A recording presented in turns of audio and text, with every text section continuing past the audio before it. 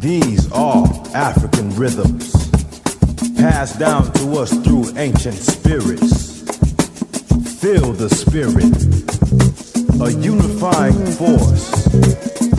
Come on, move with the spirit.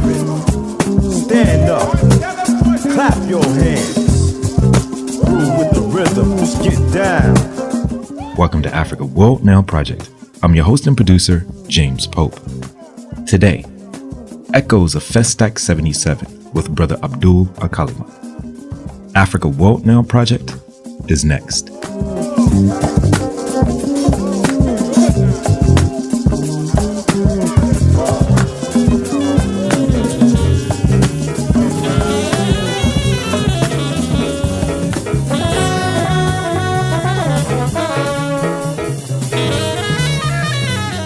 The use of forum, colloquium, and festivals to center Africana intellectual and creative cultural production flows rhythmically alongside the long tradition of Pan-African tendencies.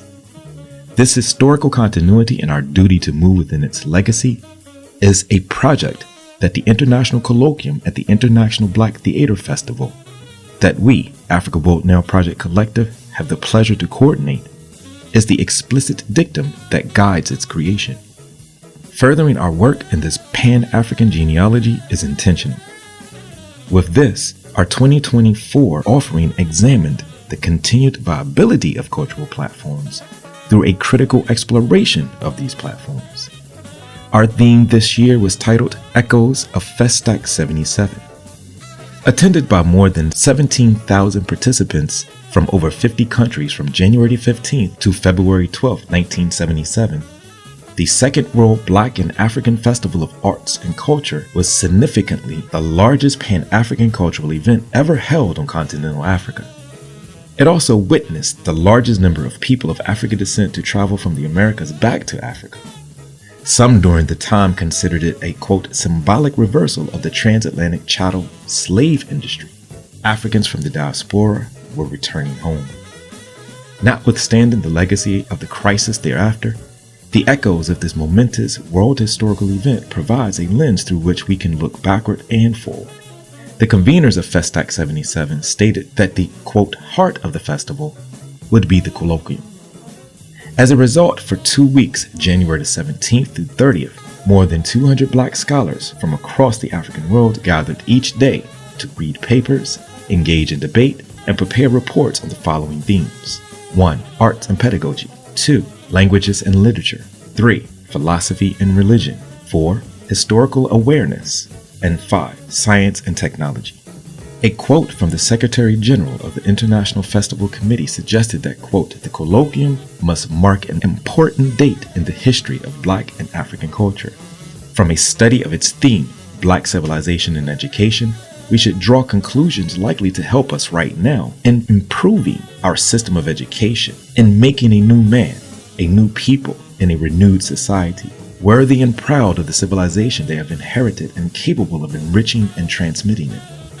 In this colloquium, it is not a question of proving that we have a civilization, for it has already imposed itself in the world, and no serious-minded person today can deny the existence, the originality, and the priceless values of Black and African civilizations. What we propose to do is to make a survey of the richness of our heritage and to draw therefrom the necessary resources for the revival of our peoples, and why not, for the revival of mankind in general. The primary objectives of FESTAC 77 was to, quote, provide a forum for the focusing of attention on the enormous richness and diversity of African contributions to world culture and the opportunity for recounting the achievements of our ancestors. For the 2024 iteration of the International Colloquium, as we continue to think deeply about form and function and its relationship to critical consciousness formation and radical practice in the use of arts to map and proliferate Black African socio-political and cultural life, we have the pleasure of being in dialogue with Dr. Abdul Alkalimat, who was at FESTAC 77. In fact, you will hear his presentation given at FESTAC 77 in this program. As part of a consortium of cultural workers, intellectuals, activist organizers, Dr. Abdul Alkalimat, along with Dr. Ronald Walters, Dr. Maulana Karenga, and a host of others took part in the colloquium. For our purposes, And it is hoped that this airing will promote for you an intention to explore the echoes of FESTAC 77 and other past and current festivals as a basis upon which to examine the legacies of these spaces, to map the various radical advancements or lack thereof, and to set the parameters of current and future Black art and artists and their objectives. Dr. Abdul Alkalimat is one of the founders of Black Studies and Professor Emeritus at the University of Illinois at Urbana-Champaign. A lifelong scholar organizer with a PhD from the University of Chicago, he has lectured, taught, and directed academic programs across the U.S., the Caribbean, Africa, Europe, and China. His academic organizing trajectory stems from former chair of the Chicago chapter of the Student Nonviolent Coordinating Committee in the 1960s to a prominent actor in the African Liberation Support Movement in the 1970s, to being a co-founder of the Black Radical Congress in 1998. Dr. Abdul Alkalimat's work has spanned over 45 years, punctuated with the founding of various institutions such as, but not limited to, the People's College, Nashville and Chicago, and co-founder with Vincent Harding of the Institute of the Black World, to name a few. His academic work has opened new paths of inquiry in Black intellectual and cultural life while guiding many students on their journey through academia and beyond. What you will hear next is Dr. Abdul Alkalimat's presentation given at FESTAC 77, which is available on his website along with other important material, and then Professor Alkalimat's meditations on FESTAC 77, setting the framework and intentions for our engagement a week ago. I will be remiss to not highlight that along with Dr. Alkalimat, we were joined by artists and cultural scholars from Nova Scotia, Canada, where they explored the continuities and the histories of people of African descent in Nova Scotia, Canada. We had the pleasure to be in conversation with Walter Borden as he presented the last epistle of Tightrope Time, a powerful autobiographical play and the story of Walter Borden's life, his life's work, and his letter to the world. An artist and cultural worker, Mr. Borden is an internationally acclaimed and nationally honored African Indigenous actor and activist born in New Glasgow, Nova Scotia. His activism spans 6 decades while his professional acting career is in its 54th year. He has performed throughout Canada, Europe, and the United States. We look to bring you his thoughts and meditations in coming programs on Africa Boat Now Project. Stay tuned. During the International Colloquium at the International Black Theater Festival, held every 2 years at Winston-Salem, North Carolina, we spent 4 days expanding the scope and deepening our range of knowledge about historical and contemporary Black life through a lens that centered Africana cultural production, thinking through fundamental questions which included but not limited to, where have we been and where can we go? These were 2 of the primary questions that grounded us to think beyond the limits of now, focusing on creating an African future. As you prepare to engage this program, we share this meditation and hope that it will guide you as you share your time and energy with us. The universe of thought and ideas are the playground of Africana creativity. Black life lives with the fulcrum of the seen and unseen, constantly merging theory and practice, effortlessly creating, recreating through radical acts of remembering, moving in and out of the deep well of Africana ways of being and forms of knowing. This is the essence of Black cultural production, the production of life itself. Our show is produced today in solidarity with the Native, Indigenous, African, and Afro-descendant communities at Standing Rock, Venezuela, Corporation Jackson in Jackson, Mississippi, Brazil, the Avalon Village in Detroit, Colombia, Kenya, Palestine, South Africa, Ghana, Haiti, and other places who are fighting for the protection of our land for the benefit of all peoples. Listen intently, think critically, act accordingly.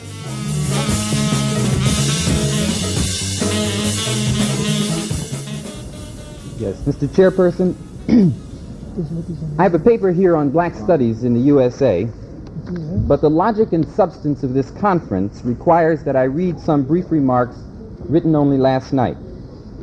This too represents what we mean by Black studies. Comrades, colleagues, and friends, I greet you on behalf of the Afro-American liberation struggle, a struggle which is merging with the workers' movement and all oppressed national minorities in the United States in a fighting united front against imperialism, a struggle whose aim is national liberation and socialist revolution, a struggle united with the countries, nations, and peoples of the world in their heroic fight for independence, liberation, and revolution. My first point concerns history. We fight over history because the ruling class has consciously distorted it to enslave our minds. We ask, what is the logic and substance of our historical process? Black people have struggled through three major stages of historical experience in the United States since the Atlantic slave trade.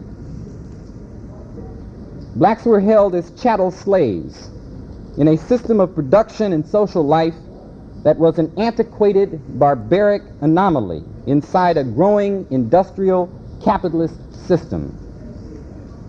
It represented the backward state of the slave mode of production and the vicious exploitation of capitalism's profit greed. After the Civil War in the 1860s, the quality of life changed little, but there was a profound change in the relations of production. Black people were transformed into a quasi-feudal people, and this represented the initial possibility for the formation of an Afro-American nation. Outright fascist terror ruled, and production was characterized by nearly forced labor. World War I and World War II pulled blacks out of the rural southern farms into the industrial northern cities. Now over 90% of all black people in the United States are wage workers, a solid part of the working class in the United States.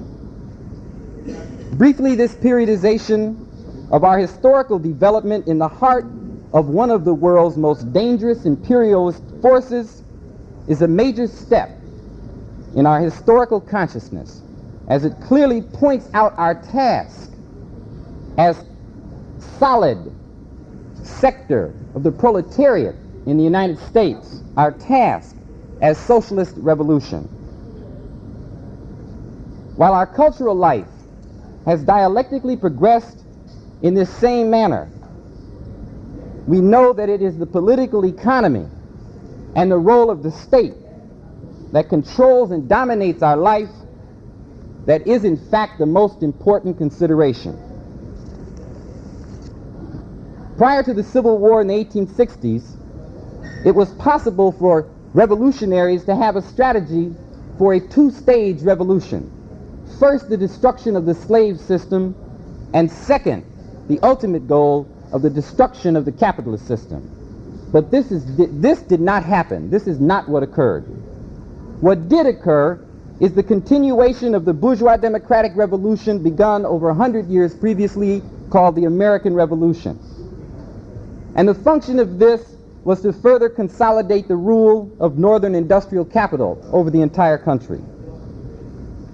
Now, after decades of struggle, after the revolutionary upsurge of the 1960s, we face squarely and courageously the fight for socialism.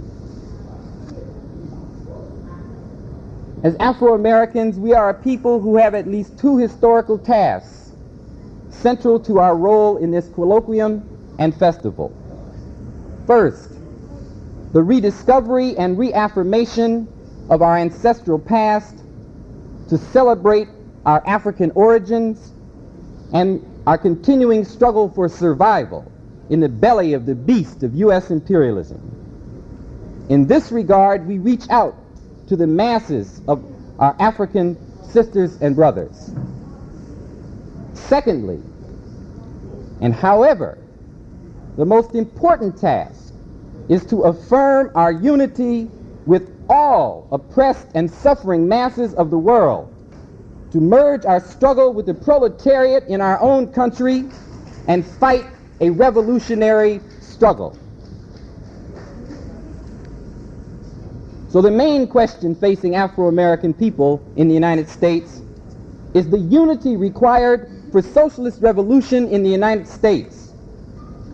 Moreover, we feel that while this is a festival of art and culture, the main point of unity that can and must be reached is a fighting unity against imperialism.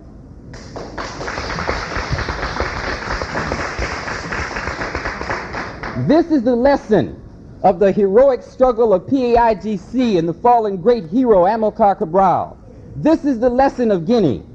But also it's a lesson of Paul Robeson, of Claude McKay and Langston Hughes and many other men and women of culture that have emerged in the struggle, the long and heroic struggle of the Afro-American people. So I conclude these brief remarks by placing a challenge before this working group and before the entire conference, the entire colloquium, the entire festival. Can we place this struggle against imperialism at the heart of our final summary report, our message to the world, and define this struggle as the basis for creating a new world?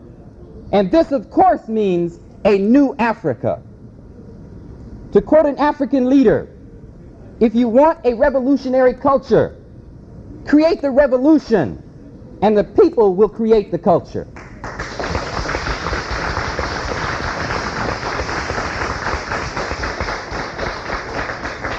Long live the unity of the peoples of the world. Unite against imperialism. Long live the African Revolution.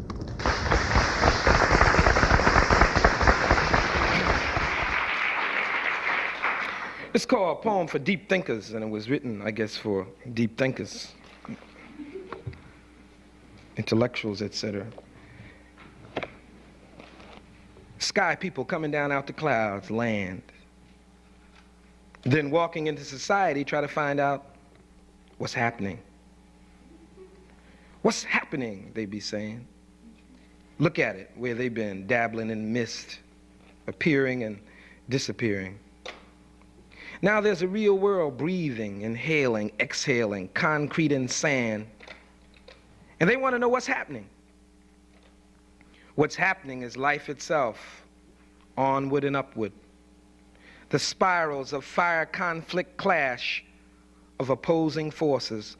The dialogue of yes and no showed itself in stabbed children in the hallways of schools, old men strangling bank guards, or hard Puerto Rican inmates' tears exchanging goodbyes in the prison doorway. Armies sweeping wave after wave to contest the ancient rule of the minority. What draws them down? Their blood entangled with humans, their memories, perhaps of the earth and what they thought it could be.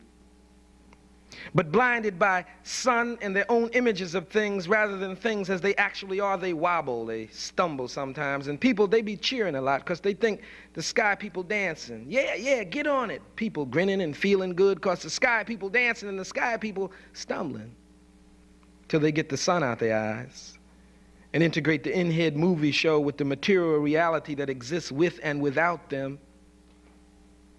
There are tragedies, though. A bunch of skies bought the loop-de-loop program from the elegant babble of the ancient minorities, which is where they loop-de-loop in the sky, right on, just loop-de-loop, loop-de-loop in fantastic, meaningless curlicues which delight the thin gallery owners who wave at them on their way to getting stabbed in the front seats of their silver Alfa Romeos by lumpen they have gotten passionate with. And the loop-de-loopers go on, sometimes spelling out complex primitive slogans and shooting symbolic smoke out their gills in honor of something dead. And then they'll make daring dives right down toward the earth and skag cocaine money white out and crunch iced into the statue graveyard where Ralph Ellison sits biting his banjo strings, retightening his instrument for the millionth time before playing the Star-Spangled Banjo. Or else loop-de-loop, loop-de-loop, up higher and higher and thinner, finer, refiner, sugar laddies in the last days of the locust, sucking their Greek lollipops. Such intellectuals as we is, baby. We need to deal in the real world and BBB in the real world. We need to use all the skills, all the spills and thrills that we conjure, that we construct, that we lay out and put together to create life as beautiful as we thought it could be, as we dreamed it could be, as we desired it to be, as we knew it could be before we took off, before we split for the sky side. Not to settle for endless meaningless circles of celebration of this madness, this madness, not to settle for this madness, these yo-yos of the ancient minorities. It's all for real. Everything's for real. Be for real. That's the song of the sky tribe walking the earth. Faint smiles to open roars of joy. Meet you on the battlefield, they say. They be humming, hop, then stride. Faint smile to roars of open joy. Hey, my man, what's happening? Meet you on the battlefield, they say. Meet you on the battlefield, they say. What I guess needs to be discussed here tonight is what side y'all gonna be on.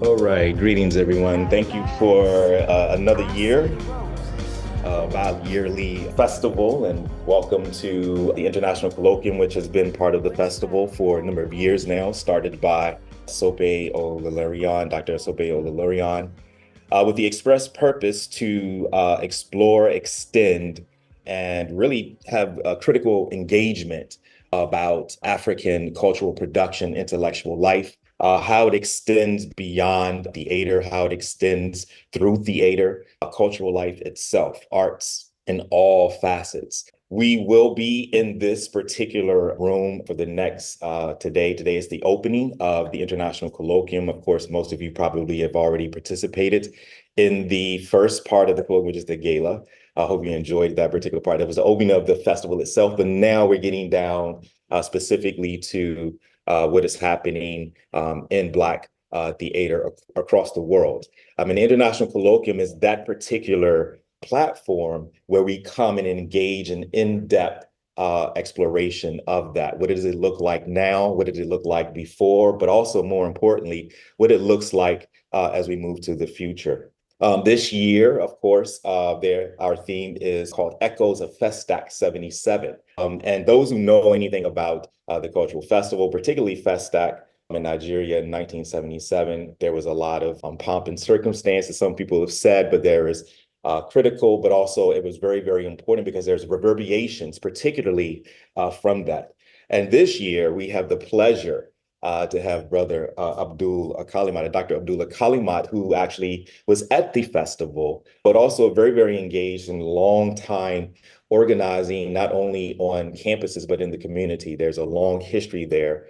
He's a professor emeritus from University of Illinois, Champaign, a stalwart. If you have studied Black studies in any type of capacity, he is one of what is considered to be the founders, are the major contributors to Black studies across, obviously, universities. But again, coming from a particular tradition off campus and merging those particular things. Now, I do know that there's a bio and everything available.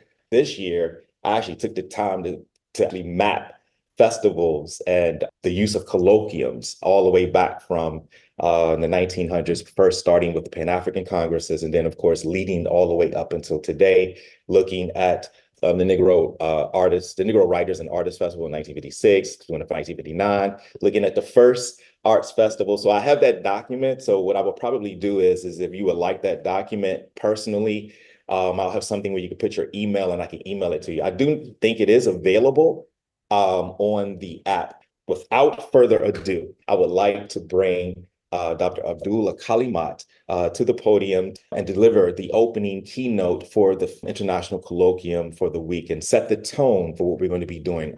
Again, Dr. Abdul Alkalimat. Thank you. I want to start this international theme of the colloquium by sharing with you the slogan of the moment in terms of social justice, peace in the world: Free Palestine. Thank you for that generous introduction, James, and let me try to earn that respect. We're here to think about echoes of FESTAC 77, As you heard, I was there and active before and after FESTAC, and here I am today to discuss all of that with you. The slide here shows my website on FESTAC 77, where you can find full documentation of the festival. It's at alkalimat.org under the link called Websites. FESTAC 77 is the largest, most representative Pan-African cultural gathering before it and since. The gathering of over 1,600 participants from 56 countries was a historic activity. It deserves an evaluation some 47 years later in 2024. In this talk, I'll discuss these 5 topics: FESTAC 77 itself, dialectics of Pan-African cultural festivals, about African Americans, conditions today, art, and the challenges we face today. But first, a historic note. African Americans became part of the African diaspora mainly because of the triangular trade as shown in this slide. Europe sent manufactured goods backed by guns to Africa and replaced African people captured into the transatlantic slave system into the so-called New World, the Caribbean, North and South America, as a labor force to produce and send to Europe raw materials, cotton to feed their textile mills, and to feed their fancy sugar and tobacco. Millions of people were displaced from Africa and relocated to the Americas. This was the basis on how the US capitalist system built its world-leading economic base with cotton, sugar, and tobacco. The slavery system in the US was driven by an ideological strategy to confuse and disorient Black people in the US, to estrange them from Africa and force them into historical amnesia and the cultural orientation of self-hate. But in more recent times, 2 history-changing events reversed this. The Black Power movement sprang into a mass force in 1966. This went beyond the integrationist impulse that Black success meant mimicking white people. Black people turned to themselves, also embracing their connections to origin, to Africa. The lead book in this process was Black Power by Carmichael and Hamilton. Then the African liberation movement took a major leap forward in anti-colonial wars of national liberation, such as in Guinea-Bissau, reflected in the work of their great theoretician Amilcar Cabral, shown here. Now, these 2 tendencies, Black Power, anti-colonial wars of national liberation, converged in the Congress of African Peoples held in Atlanta in 1970, attended by 3,000 people. This gathered together the cultural and political activists from the African diaspora, who later joined the convening of FESTAC 77. Now, FESTAC 77 was hosted by Nigeria. The head of state then was Olusegun Obasanjo. Nigeria has the largest population of all African countries. It has the largest spread of descendants into the diaspora, and it has oil. It's important to keep this in mind because Nigeria could afford to host FESTAC and build facilities for it because of its oil revenue. In fact, it built an entire Lagos suburb and called it FESTAC Town.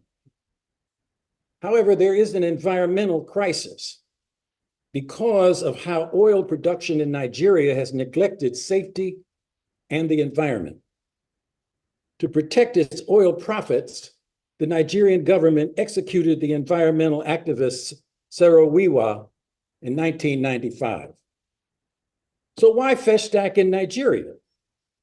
Well, it's a major force in African art, from the traditional sculpture of many types, such as Benin and Ife, to the literary production of great writers like Chinua Achebe and Wole Soyinka, and the musicians like Fela and Sunny Ade. The Orisha, or gods, of the Yoruba made their way into the diverse energy of the diaspora, including Cuba, Haiti, Brazil, and the US. So on the basis of cultural arts, Nigeria was an appropriate host for FESTAC 77. However, following FESTAC, there's been a crisis of global importance, just as important as FESTAC itself. The hundreds of documentary film reels about FESTAC that were taken. I mean, they filmed everything, but they've been allowed to disintegrate, having never been digitized for preservation. So the memory of FESTAC in its detail is in danger, even though Nigeria is fat with 10,000 millionaires and at least 5 billionaires. FESTAC Town was built to be middle-class housing. And it's now, let me just say, it's quite less than that. You can follow my train of thought here. But the memory of FESTAC 77 still shines through Africa and the African diaspora. Now, the US sent one of the largest delegations to FESTAC. We came and left in waves. Since the FESTAC was a month long, all art forms were represented.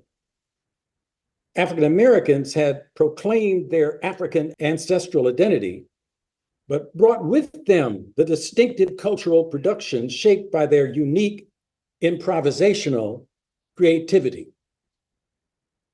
Uniquely, African Americans came with what they had, but more than most came with a desire to absorb new energy, new aesthetic flavors, and to build closer ties with the continental cultures. The base cultural foundation for FESTAC 77 was tradition. Each country delegation came in national dress, playing traditional instruments, and of course speaking their national languages. Forms of political leadership were performed, giving traditional African leaders respect. In contrast, however, the African revolutionary forces were not embraced as much by the inviting country, Nigeria. Complete African unity has always been an abstraction, but nevertheless an ideal goal worth having. For example, in music, there was the celebration of such performers as in this slide, Miriam Makeba, South Africa, and Stevie Wonder from the US. Different but loved by all, embraced as part of the great diversity of music that unites the people of the world about Black music. What was perhaps the most important happening was not even part of the formal program. People were housed throughout FESTAC Town in national groups, but at night, cultural performers took to the streets and open spaces, and then began to wander around. Without the unifying tool of language, only the music and dance, people began to mingle and join each other. That was the real Pan-African celebration. Unity through improvisation across all the ways of making music and performance art. I mean, we were in these it was like apartment buildings. And you could hear all night long, off in the distance, the drums, the sound instruments, and then within that traditional sound, jazz improvisation. And people were dancing and singing. That was FESTAC. That was the meaning of the Pan-African cultural experience. But like whenever Black people gather, the unity was not without debate and the airing of differences. In addition to the performances and exhibits, there was a colloquium for discussion. Now, the colloquium had hundreds of papers on all forms of art and culture. But at the heart of these discussions, there was intense debate about the freedom struggle, how to end colonialism, how to end imperialist domination, how Black people in Africa and the African diaspora could get free. Here is a US panel that brought together three different approaches. Ron Walters on the left, longtime professor of political science at Howard University, was the civil rights type of activist. 7 years later, he became the campaign manager for the presidential run of Jesse Jackson. On the right is Maulana Karenga, was a leading cultural nationalist thinker. He wowed the audience with his ability to speak Zulu and present an anti-colonial argument based on culture and identity. And in the middle there, that's me. I spoke about a militant anti-imperialist perspective as an activist in Black studies. Our unity, however, was based on a common desire for freedom, but expressed in different views on how to get there. The US mix helped us understand what actually led to FESTAC, the historical precedents that led to FESTAC in the first place. Now, FESTAC continued a long history of such cultural gatherings on a global level. The global process begins with a form of cultural identity born in France called negritude. In the 1930s, France was focused on producing an intellectual elite in their colonies, which in effect would be to turn people into Black French. Negritude was a reaction, an affirmation, a way of thinking about the unity of the shared experience of being Black in a white country. The first journal that brought these intellectuals, young intellectuals together was called the Black Student, L'Étudiant Noir. As young intellectuals from French colonies were being brought into France to study, Aimé Césaire created this journal, the Black Student. Leon Demas identified the journal as, and I'm quoting here, a cooperative and combative journal which aimed to end tribalization and the clan system enforced in the Latin Quarter in Paris. We ceased to be Martinicans, Guadeloupeans, Guyanese, African, Malagasy students, and became one and the same Black students. Here's what Aimé Césaire said, and again, I'm quoting. Negritude, in my eyes, is not a philosophy. Negritude is not metaphysics. Negritude is not a pretentious conception of the universe. It's a way of living history within history, the history of a community whose experience appears to be unique. With the deportation of populations, its transfer of people from one continent to another, its distant memories of old beliefs, its fragments of murdered cultures. How can we not believe all of this, which has its own coherence, constitutes a heritage? Here are the three founders of the Negritude movement: Léopold Senghor from Senegal, Aimé Césaire from Martinique, and Leon Demas from Guyana. Senghor makes their critique of the silencing of Africa clear.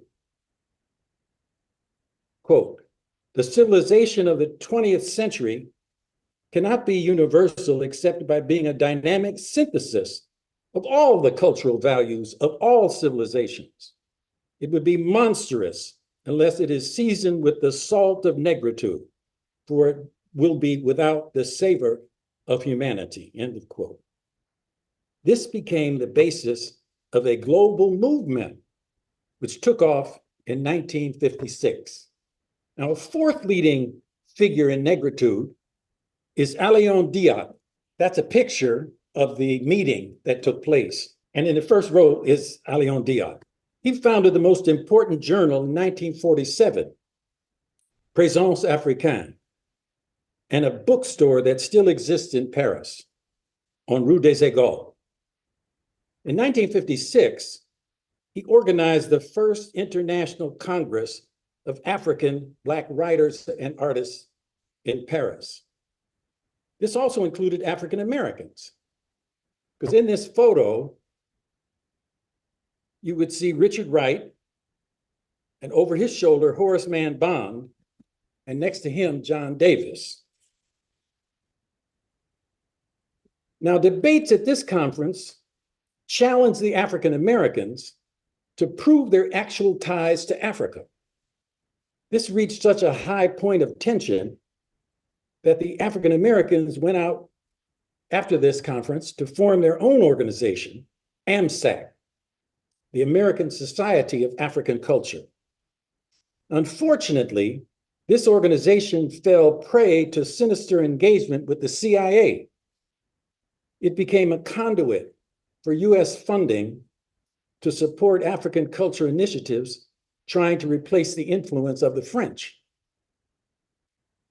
Then in June of 1957, AMSAC, the American Society of African Culture, was officially set up by these 5 African-American intellectuals: the political science and civil rights activist John Davis, the historian and social scientist Horace Mann Bond, the professor of French and future American ambassador Will Mercer Cook, the philosopher William Fontaine, and James Ivey, editor of the NAACP's Crisis. And then later, of course, Thurgood Marshall and Duke Ellington became leading members. That's Duke and Senghor.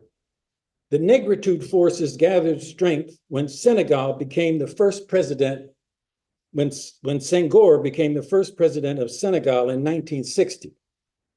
After consolidating power, he called the first World Black Arts Festival. Negritude was aiming to be a global force. However, Senghor allowed the US State Department to take the lead for the African American delegation. The US delegation, nevertheless, included such great artists as Duke Ellington and Louis Armstrong. While Black culture was definitely in opposition to racism, it was not explicitly a political statement against colonization and imperialism. But this was soon to come. The origin of modern radical politics in Africa begins with Nkrumah and the liberation of Ghana in 1957, followed by his All-African People's Congress in 1958. Following the armed struggle that liberated Algeria in 1962, a Pan-African cultural festival was called in 1969. The global familiarity with the Algerian Revolution was advanced throughout the world, and certainly for us as a generation here in the US, by a movie, The Battle of Algiers, made in 1966, which was the year of Black Power in this country. This was quite a lesson for cultural agency. This points to a political approach to a cultural festival they held in 1969. The Algerian government not only invited all of the liberation organizations and revolutionary forces, it gave primary organizational prominence for the US to a storefront office of the Black Panther Party. Now here in this slide, you can see Eldridge Cleaver and Emory Douglas of the party, the Black Panther Party, sitting with Algerian officials. Soon thereafter, 3 main contradictions developed. First, within the Panthers themselves in Algeria. Second, between the Panthers and the Algerian officials. And third, as Huey Newton, who had been in jail, was released, there became a contradiction between the Panthers in the US and the ones that had been in Algeria. But regardless of this, the Black Power shift in the US movement had a great approach, had a great appeal to a global radical audience. Now, here are 2 telling images from the 1969 meeting. Archie Shepp, the musician, and Kwame Ture or Stokely Carmichael from the movement. These brothers are not smiling, nor acting like all is well. The attitude was one of struggle against formidable enemies. The cultural festival in Algiers, featured African revolutionaries. They were known by their famous representative, Frantz Fanon. Fanon died in 1961, the same year his book, Wretched of the Earth, was published and became a manifesto for revolutionaries everywhere. The role of culture was always part of the African Revolution, as stated here in this quote by Amilcar Cabral of Guinea-Bissau. And I'm quoting, "The study of the history of national liberation struggles shows that generally these struggles are preceded by an increase in expressions of culture, consolidated progressively into a successful or unsuccessful attempt to affirm the cultural personality of the dominated people as a means of negating the oppressor culture. Whatever may be the condition of a people's political and social factors in practicing this domination, it is generally within the culture that we find the seed of opposition, which leads to the structuring and development of the liberation movement. There have always been those who stress culture versus those who stress politics. But in any case, both are critical and very much needed. Now, these two tendencies, culture versus political, in terms of their foundational beliefs, have great historical histories, especially for African Americans. Here in this slide, on the top row, is a cultural identity group, Marcus Garvey and his wife, Amy Garvey, followed by Martin Delany and Edmund Blyden. On the bottom row is W.B. Du Bois and his wife, Shirley Graham Du Bois, followed by Claudia Jones and George Padmore. These tendencies were not always at odds. When they have converged, major actions result, as both were vital motivational forces for the lives of the Black community. The last major convergence was 50 years ago in the 1970s. The anti-colonial, anti-imperialist, and anti-racist forces converged in the African Liberation Day marches by the African Liberation Support Committee. This was taken up by the US activists, but reached the Caribbean, Europe, and Africa itself following the Organization of African Unity. Here in this slide, you see the 1974 march in Washington, D.C. Now, Howard University has a video of the great debate that took place. Now, you know, like conferences where people have panels and they like get 10 minutes or 15 minutes to talk, and there's always the expression, there's not enough time. In this debate in 74, every person had 45 minutes to say whatever they had to say. If you could say it, otherwise shut up and sit down. We digitized those tapes and they're now online at Howard University. So you can actually go and hear the debate that took place in 74. Very important. And I'm not saying that just because I was in the debate. I'm just telling you what. Also in 1974 was the Sixth Pan-African Congress held in Dar es Salaam, Tanzania.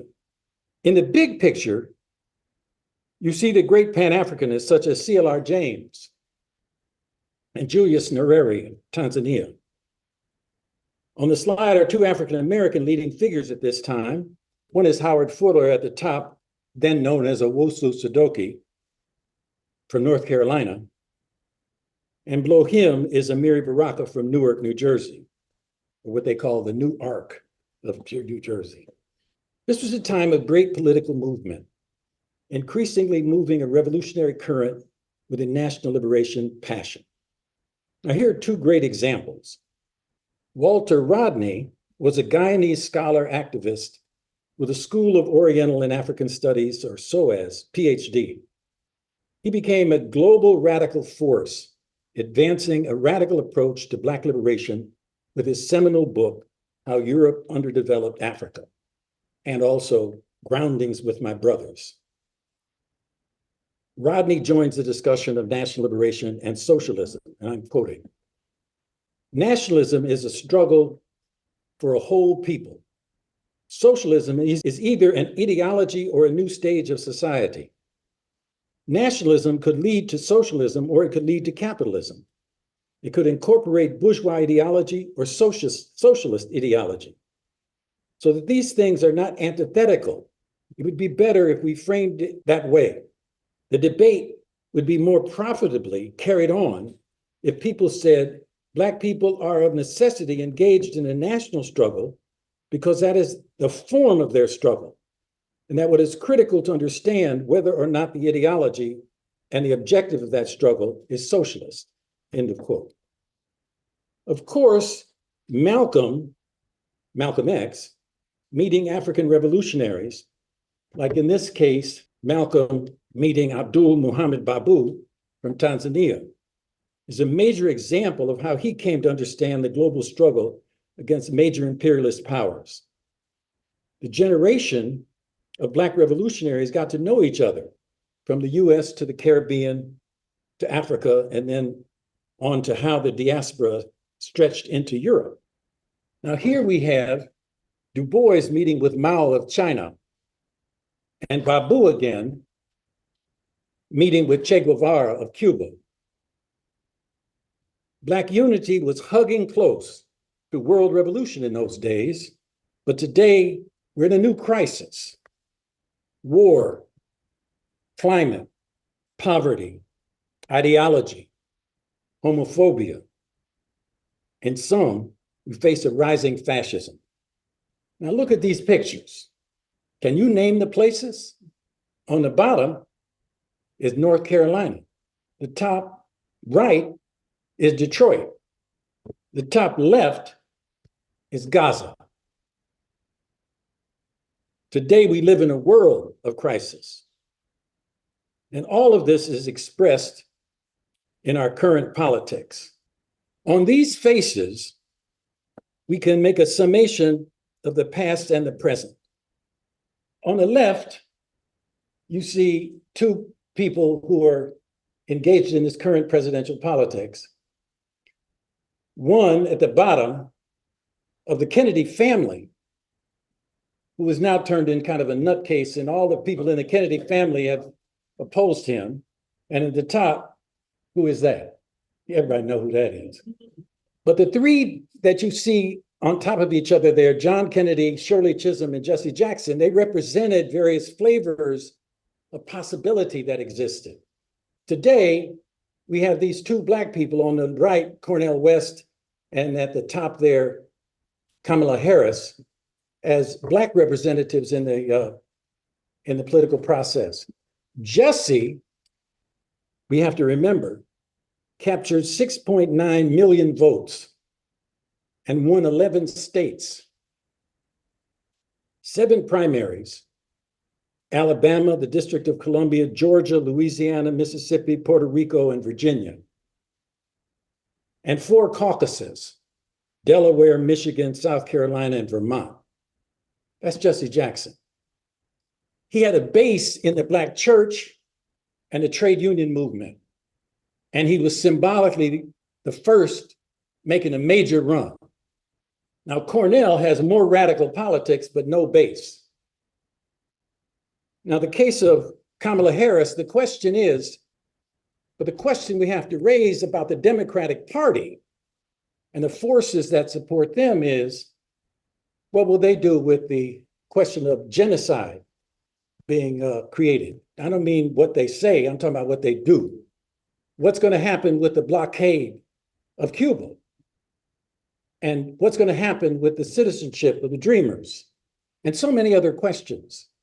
So on the one hand, we have to stop the fascism. On the other hand, we've got questions that are very serious questions about the future. But within this, cultural creativity helps bind us together, surviving and preparing for the fights to come. Now, there have always been cultural producers who have held high the banner of struggle for our liberation. Out of the 1960s, here are 2 of them: Gil Scott-Heron and Nina Simone. We continue to cherish their music today and will continue to do so far into the future. The movement birthed them and will do so again, for more to come during the next uprisings. Now, what we continue to have are the critical theoretical reflections of the best cultural thinkers of the last revolutionary Black arts movement of the 1960s. Here's what Larry Neal had to say. You know, there are a lot of people that don't get mentioned. The leading theoretician of the Black arts movement is Larry Neal. Quoting him, "The motive behind the Black aesthetic is the destruction of the white thing, the destruction of white ideas and white ways of looking at the world. The new aesthetic is mostly predicated on an ethics which asks the question, whose vision of the world is finally more meaningful, ours or the white oppressors? What is truth? Or more precisely, whose truth shall we express? That of the oppressed or of the oppressor? These are the basic questions Black intellectuals of previous decades failed to answer. Consequently, the Black arts movement is an ethical movement. Ethical, that is, from the viewpoint of the oppressed, and much of the oppression confronting the third world in Black America is directly traceable to the Euro-American cultural sensibility. This sensibility, anti-human in nature, has until recently dominated the psyche of most Black artists and intellectuals. It must be destroyed before the Black aesthetic, the Black creative artist can have a meaningful role in the transformation of society. End of quote. The key ethical urge is toward freedom, and not merely a good payday. Of course, the market will always play a role in the creation of art, but if that rule's uncontested by the intentionality of the artist, then capitalist commodification will render Black cultural production to be of no more value than what we get on television. Need I say more? More briefly, here's what Amiri Baraka says about the role of the artist as a social force. Quote, the artist's role is to raise the consciousness of the people, to make them understand life, the world, and themselves more completely. That's how I see it. Otherwise, I don't know why you do it. After Malcolm was assassinated, Baraka wrote a poem called Black Art and ended it with this, and again I quote, let Black people understand that they are the lovers and the sons of warriors, and sons of warriors are poems and poets, and all the loveliness here in the world. We want a Black poem and a Black world. Let the world be a Black poem, and let all Black people speak this poem silently or loud. End of quote. We have to mention, whenever Black people move toward freedom, new art projects emerge. Now, recently, we've been having a Black Lives Matter moment. These activists were marching and confronting power in the street, and then they claimed the streets as their canvas. The slogan, Black Lives Matter, as street mural art, forced the society to face its racist behavior, especially in the form of police violence. And this is not only in the US, but cultural oppression, expression against oppression, even exists back in FESTAC town as it declines into slum-like conditions. Given the crisis of Nigeria, it is clear that art will focus on freedom and breaking the symbolic chains of their oppression. So the struggle continues, a luta continua. This is what Wole Soyinka says as advice to all cultural producers in Nigeria, and I quote, I don't know any other way to live but to wake up every day armed with my convictions, not yielding them to the threat of danger and to the power and force of people who might despise me, end of quote. In sum, we are left with fundamental questions for all cultural production, artists, and culturally focused Black studies activists.